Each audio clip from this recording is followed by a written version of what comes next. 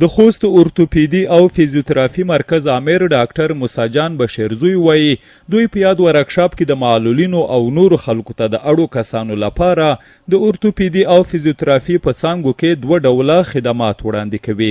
د په خبره تیرو 3 میاشتو کې تر 8 پورې معلولینو ته د ګرځېدو کومکي وسیلې یا ویلچیر توزیع کړي او دا ځل 19 نور کسان هم له ورته خدماتو برخمن کیږي. د غویس میاشت کې 19 دونې ویلچیر توزیع لرو چې 4 یې زنانه دي 15 مردانه دي.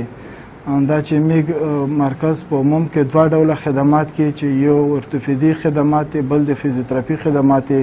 اورتوپیدي کې هغه خواندې ورنه چې پښې لولوسه ورکړي وي لوسینې لولوسه ورکړي وي یا د فعالیت نه لوېدلې وي هغې دپاره مصنوعي پښې دي کلبینه دي کومکي وسیلې دي لکه امسوې ویلچیر بایسکلون او دې نه بر علاوه ماشومانو دپاره کې ماشومان چې کلفوټ وي سی پي وي یعنې په نوستې کیدای نشي تلای نشي هغه دپاره میک چوکۍ جوړو سی پي چیر ورته یې چې کله کېنیستل هغه نه سر ته بیا د درولې دپاره یو بورډ ورته جوړو سټانډینګ بورډ ورته یې.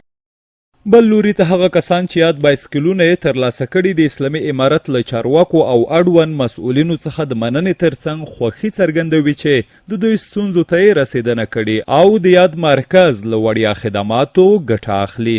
دوی زیاتوله په شخصي لګښت یې د دا ډول بایسکلونو د اخیستلو توان نه درلود او اوس کولی شي په اسانۍ له یو ځای نه بل ځای ته لاړ او د کمترۍ احساس ونه کړي. زه چې څه مشکلو سره مخامخ وم زه اوس ډېر خوشحال یم. روز چې وخت مې لانډه د بله مې مهي بدو زه د سمي خلکو نه د هغه د خلکو نه زه ډېر خوشحال یم. اوس مو ته به څه کله وکړو زه اوس خپله ګرځم زه به ډېر تر خوښ یم ډېر خوشحال یم. من بایسکل ډېر دومره خوشحاله یم نوم مې احمدجیه ده ټوله ځای کې ګرځېدی شم مخته کې مشکل وګرځولی یم.